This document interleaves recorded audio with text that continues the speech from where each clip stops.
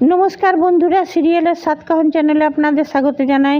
চলে এসেছি তারে ধরি ধরি সাতকাহন নিয়ে। দেখা যাচ্ছে এইখানে অদিতিয়া বলছে যে মম চিন্তা করবেন না, গ্র্যান্ডপা চিন্তা করো না, করবেন না, আমরা জরুর নিশ্চয়ই মহাপ্রভুর মান ভাঙাবো। মহাপ্রভু আমাদের উপর রুষ্ট হয়েছেন ঠিকই, তবে আমরা তারক ব্রহ্ম ফিরিয়ে নিয়ে আসবো। গোরা আর অচিন্ত বলছে, দাদাভাই সিসিটিভি ফুটেজে তো কিছুই পেলাম না, এবারে কি হবে? বলছে ওই দিকটা দেখে আসি। নিয়ে ওই দিকটাই গেল দেখতে। অচিন্ত এইদিকে তাকিয়েছে গোরা, আর দেখছে সেই ত্রিকালদর্শী সাধুরা। বলছে মহাপ্রভুর তোরা রুষ্ট করেছিস মহাপ্রভুকে। মহাপ্রভু তোরা একটা কর্তব্য পালন করতে পারলি না। তোরা তারক ব্রহ্মর পুজোতে বাধা পড়লো, তোরা কর্তব্য ঠিকঠাক পালন করতে পারিসনি, সেই জন্যই মহাপ্রভু তোদের উপর রুষ্ট হয়েছে। আর তোদের উপর মহাপ্রভু সহায় থাকবেন না। এইটা বলে ওরা বিলুপ্ত হয়ে যায়, ত্রিকালদর্শী সাধুরা। ওইটা দেখে গোরা খুব কষ্ট পায়নি। অচিন এসছে, বলছে দাদাভাই কী হলো, ওইদিকে কী তাকিয়েছে? বলছে কিছু না, শুন তুই না দাদাকে নিয়ে আয়, আমি এগোচ্ছি করে। এদিকে অদিতিয়া বলছে যে আমরা ঠিক আনবই। তারপরে বলছে জিজি কি সিসিটিভি ফুটেজে কিছু পেলে? বলছে দাদু কোথায়? বলছে দাদু তো নিজের রুমে আছে। বলছে দাদু কোথায়? দাদু বলছে এই গোরা বল, গোরা যাস না বাবা, শুন কি হয়েছে। কিন্তু গোরা আর কিছু বলে না, দৌড়ে চলে যায় দাদুর রুমে। ওইটা অদ্বিতীয় অবাক। তারপরে অচিন্ত, বিশ্বম্ভর ওরাও আসে। বলছে কী গো ভাই, কিছু পেলে সিসিটিভি ফুটেজে? না বৌদি ভাই, কিছুই সন্দেহজনক পাওয়া যায়নি সিসিটিভি ফুটেজে। বলছে তাহলে কি হলো, কোথায় উড়ে গেল? নিয়ে তারপরে অদ্বিতীয় মহাপ্রভুর কাছে হাঁটু গেড়ে বসে বলছে, প্রভু ক্ষমা করো, প্রভু রুষ্ট হয়েও না। কিন্তু প্রভু কেন শুনবে? এইখানে আমি একটা কথা বলবো, মহাপ্রভুর এদের উপর রাগ করাও বেকার, কোনো রাগের মানেই হয় না। কেন কি এইখানে এদের কোনো দোষ নেই, এরা তো ঠিকঠাকভাবেই নিয়মটা পালন করছিল। এইবার শয়তান আর উপাসক সাধু যদি ভস্য মেখে মিস্টার ইন্ডিয়া হয়ে নিয়ে যায় এদেরকে অজ্ঞান করে, সেখানে এদের দোষ কোথায়?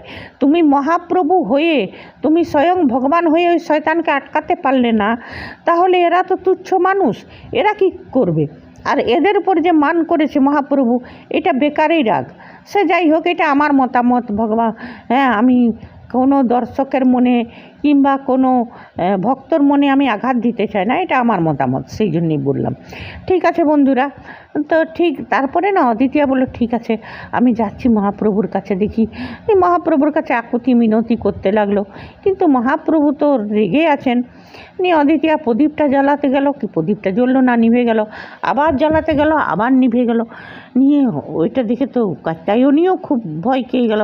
আর পুলস্ত আর কুন্তলিনী তো খুব খুশিতে হাসছে যখন জানা গেল যে অচিন্ত যখন বলল যে সিসিটিভি ফুটেজে সন্দেহজনক কিছু পাওয়া যায়নি, তখন ওরা খুশিতে আত্মহারা দুজনা। নিয়ে তারপরে অদিতিয়া তখন দৌড়ে গেল। আর এদিকে গোরা এখন দাদুকে বলছে, দাদু এইবার বলো, জানো ত্রিকালদর্শী সাধুরা বললেন যে মহাপ্রভু আমাদের সহায় থাকবেন না, মহাপ্রভু আমাদের উপর খুব রুষ্ট হয়েছেন। উনি বলছে হ্যাঁ দাদু ভাই, সে তো বটেই, মহাপ্রভু তো রুষ্টই হয়েছেন, আমরাই নিজের দায়িত্ব কর্তব্য ঠিক মতন পালন করতে পারিনি। তা করতে অদিতিয়া ঘরে ঢুকে বলল, জিজি শুনো না, মহাপ্রভু খুব রুষ্ট হয়ে আছেন। আমি প্রদীপ জ্বালাতে গেলাম, প্রদীপ আর জ্বলল না। তখন দাদু বলছে যে ঠিক বলেছ দিদি ভাই, মহাপ্রভু আমাদের উপর রুষ্ট হয়ে আছেন। হ্যাঁ, তবে তো বলছে দাদু মহাপ্রভুর মান ভাঙাবার কিছু তো উপায় একটা আছে, আমরা সেই উপায় করি। তখন বলছে যে হ্যাঁ, আমারও মনে পড়েছে, যখন 80 বছর আগে, আজ থেকে 80 বছর আগে আমার ঠাকুরদার বাবা ছিলেন রাখাল দাস গোস্বামী, উনি একবার রুষ্ট করেছিলেন, ওনার দ্বারা একবার মহাপ্রভু রুষ্ট হয়েছিলেন। তখন অদ্বিতীয়া বলল, রুষ্ট যখন হয়েছিলেন তখন নিশ্চয়ই উনি তার মানও ভাঙিয়েছিলেন, তবেই তো মহাপ্রভু এতদিন ধরে আছেন, আর এতদিন ধরে আমাদের বাড়ির রক্ষাকর্তা হয়ে আছেন। আর বারবার আমাদের ঘরে আবার শ্রীক্ষেত্র থেকে তারক ব্রহ্ম আসে আর পুজো হয়, তো নিশ্চয়ই এটার কোনো উপায় আছে।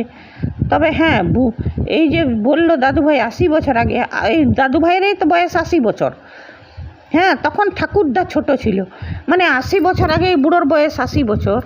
তো তার আগে ঠাকুরদা কী করে ছোটো থাকলো মানে ঠাকুরদা হয়তো যুবক বয়সে ছিল, আর ঠাকুরদার বাবা, হ্যাঁ, আর যাই হোক এইখানে বয়সের ক্যালকুলেশনটা আমার হিসাবে মিলছে না, যদিও বা রাইটার মেকার্সরা এটাকে 80 বছর আগের বললো, তো আমিও সেটাই বললাম। যাই হোক, তখন বলছে যে হ্যাঁ দাদু ভাই, তো 80 বছর ধরে তো আমাদের ঘরে হচ্ছে, তারপরেও তো আমাদের ঘরে তারক ব্রহ্ম আসছে, পুজো হচ্ছে, তার মানে ওনার মান ভাঙানো হয়েছিল, উনি আবার আমাদের উপর দয়া করেছিলেন, আমাদের সহায় হয়েছিলেন। বলছে হ্যাঁ দিদিভাই হয়ে তো ছিলেন, তবে কি করে হয়েছিলেন সেইটাই তো আমার মনে পড়ছে না। বলছে দাদু ভাই তুমি মনে করার চেষ্টা করো, দাদু তুমি মনে করার চেষ্টা করো। বলছে হ্যাঁ দিদিভাই আমি মনে করার চেষ্টা করছি। তারপরে এখন অদিতিয়া বললো আচ্ছা দাদু ভাই, যখন জিজি রাগে তখন মা আর জিজির রাগ ভাঙায়, যখন অচিন ভাই রাগ করে তখন কাকিমা অচিন ভাইয়ের রাগ ভাঙায়, তাহলে সচি মাতারকে সন্তুষ্ট করে কোনো রকমে মহাপ্রভুর রাগ ভাঙানো যাবে না, মানে সচি মাতা মহাপ্রভুর রাগ ভাঙাবে। তখন বলছে দিদি ভাই ঠিক বলেছো তুমি, আমার এইবারে মনে পড়লো, হ্যাঁ হ্যাঁ গোরা ওই পুঁথি আছে একটা, বার কর, অনেক দিন আগেকার পুঁথি নিয়ে পরে গোরা বার করলো। বলছে হ্যাঁ হ্যাঁ ওই পুঁথিটাই, চল চল সবাই উঠোনে চল, সবাই ওইখানেই আছে। নিয়ে বলছে কী হয়েছে, বলছে শুন নিয়ে, তারপরে ওরা সবে এলো, বলছে শুনো মহাপ্রভু আমাদের উপরে গিয়ে সবাই ছিল এখানে, বিশাখা, তারপরে অচিন, বিশম্ভর, কুন্তলিনী, পুলস্ত, এইদিকে অদিতিয়া, সবাই ছিল। নিয়ে বলছে যে দেখো মহাপ্রভুর মান ভাঙতে পারে, আমি এটা পুঁথিতে আছে, কিন্তু এটা আমাকে উপায়টা বাতলে দিয়েছে আমাকে অদিতিয়ারই মাথায় এই আইডিয়াটা এলো, তখন আমার এই পুঁথির কথা মনে পড়লো। তখন সেই গল্পটা বলে যে 80 বছর আগে আমার ঠাকুরদার বাবা বলছে পুঁথিটা দেখো নি, পুঁথিটাতে লেখা ছিল রাখাল দাস বন্দ্যোপাধ্যায় সব কিছু, তার স্ত্রীর নামটা কী যে নামটা ছিল, কী যে ছিল নামটা ভুলে গেলাম। যাই হোক, বলছে ওনার স্ত্রী, ওনারা একবার তারক ব্রহ্ম আনছিলেন, তারপরে রাস্তায় তারক ব্রহ্ম মাথা থেকে পড়ে যায়, মানে রাখাল দাস বন্দ্যোপাধ্যায় রাখাল দাস গোস্বামীর হাত থেকে পড়ে যায়। তখন তারক ব্রহ্মকে উঠাতে গিয়ে তারক ব্রহ্ম এত ভারী হয়ে গেছিলো যে রাখাল দাস গোস্বামী আর ওটাকে উঠাতেই পারল না। তখন ওনারা কী করলেন, সচি মাতার ব্রত করলেন। সচি মাতার ব্রত 108টা পদ্ম ফুল নিয়ে সচি মাতার ব্রত করলেন। তারপরে আবার মহাপ্রভু সন্তুষ্ট হন, আমাদের বাড়ির সহায় হন। তখন বলল যে কিন্তু ঠাকুর বলছে, অদিতিয়া বলছে গ্র্যান্ডপা কিন্তু পদ্ম ফুলেই কেন? তখন বলছে দিদিভাই পদ্ম ফুল এই জন্যে যে পদ্ম ফুল সচি মাতার খুব প্রিয়, আর যখনই সচি মাতা কোনো কারণে রাগ করতেন তখন মহাপ্রভু নিমায় সচি মাতাকে পদ্ম ফুল দিয়েই মায়ের মান ভাঙাতেন, সেই জন্যেই পদ্ম ফুল দিয়েই সচি মাতার ব্রত হবে। বলছে আচ্ছা, তো বলছে এইখানে তো কোথাও তেমনি দিঘি নেই যেখানে 108টা, বলছে কোনো দেবালয়ের কাছে দিঘির থেকে 108টা পদ্ম ফুল তুলতে হবে, তো এইখানে তো কোনো দিঘি নেই। বলছে দিঘি তাহলে ওনারা কোথা থেকে এনেছিলেন পদ্ম ফুল? বলছে আমাদের বাড়ির পাশেই একটা দিঘি ছিল, কিন্তু এখন তো নেই, বুঝানো হয়ে গেছে, সেই মানে ওটাকে বুঝিয়ে দিয়েছে দিঘিটা। তো বলছে তাহলে দেবালয়ের সংলগ্ন দিঘি থেকে। তখন বলল জিজি মনে পড়েছে, তাল সোনাপুর যেতে হবে আমাদিকে, তাল সোনাপুরে ওই দিঘিতে অনেক পদ্ম ফুল, যে দিঘিতে আমরা তৃতীয় খণ্ডটা উদ্ধার করেছিলাম সেখানে অনেক পদ্ম ফুল দেখেছি। তখন বলছে অদিতিয়া কিন্তু 108টা পদ্ম ফুল হবে? বলছে অনেক পদ্ম ফুল আছে, সেটা তো জানি না, তবে হবে নিশ্চয়, আর ওইটাও তো দেবালয়ের সংলগ্ন, আর ওইটাতে দেবালয় আছে জলের ভিতরে, ওর থেকে পবিত্র আর কি হবে? তাহলে আমাদেরকে তালসোনাপুর যেতে হবে। এইটা শুনে তো কুন্তলার আর পুলস্তরটা হাওয়া গুল, সিট্টি পিট্টি গুল, যে লে বাবা এরা আবার নিয়ে আসবে, আবার মহাপ্রভু তুষ্ট হবেন, এদের তো আসাতে ছাই পড়বে। তখন কুন্তলিনী বলছে তো এই তো মহা মুশকিল হলো, যাও আপনি এখনই শয়তান ওই গুরুদেবকে ফোন করুন। ফোন করলে গুরুদেব বলছে ওরা পদ্ম ফুল পাবে না, তুই চিন্তা করিস না রে বেটা, সেসব আমি রাস্তা বন্ধ করে দেব, মহাপ্রভুকে তুষ্ট হতে দেব না, তারক ব্রহ্ম পাবে না, মানে বড় বড় লম্বা লম্বা কথা এরা নিয়ে। তারপর দেখা গেল তালসোনাপুরে ওরা পৌঁছে গেছে। সেইখানে অদিতিয়া এসে নিয়ে দাঁড়ালো দিঘিটার কাছে। তারপর আস্তে আস্তে ওনারাও এলেন, মাধব দাস আর ওনার স্ত্রী ওরা তারপরে বললো, দেখুন আগেবারে আমরা ওই ফুলমুরারি কাব্য তৃতীয় খণ্ডটার জন্য এসেছি, আর এইবারও আমরা একটা কাজেই এসেছি। তখন বলছে আপনাদেরকে বিরক্ত, বলছে তা কেন, আপনাদের সঙ্গে তো আমাদের আত্মার সম্পর্ক হয়ে গেছে, এখন আপনারা আমার আত্মীয়, আপনার কোনো বিরক্তি নেই, আপনারা যখন তখন আমাদের বাড়িতে আসতে হবে। তখন বললো যে আসতে পারেন। তখন বললো গোরা খুলে সবটা, যে এমনি এমনি তারক ব্রহ্ম চুরি হয়ে গেছে, নিয়ে সেইটা সচিমাতার ব্রত করব আমরা, আজকেই ফিরে যেতে 108টা পদ্ম ফুল নিতে এসেছি। বলছে তা কেন, আপনারা নিন। তখন বলছে দেখুন আপনারা ইচ্ছে করে, ভুল তো ভগবানেরই হয়, মাধব দাস বলছেন যে ভুল তো ভগবানেরও হয়, তবে ইচ্ছে করে কি ভুল করে, আর সব থেকে প্রায়শ্চিত্তটাই হচ্ছে আসল। তখন গোরা বলল না, প্রায়শ্চিত্ত করলে হবে না, আমাদের উপর মহাপ্রভু রেগে আছেন, সেই জন্যে মহাপ্রভুর রাগ আমাদেরকে কিছু করেই হোক ভাঙাতে হবে, আর সেই জন্যেই পদ্ম ফুল আমাদের চাই। তো বলছে হ্যাঁ আপনারা যত খুশি নিয়ে যান।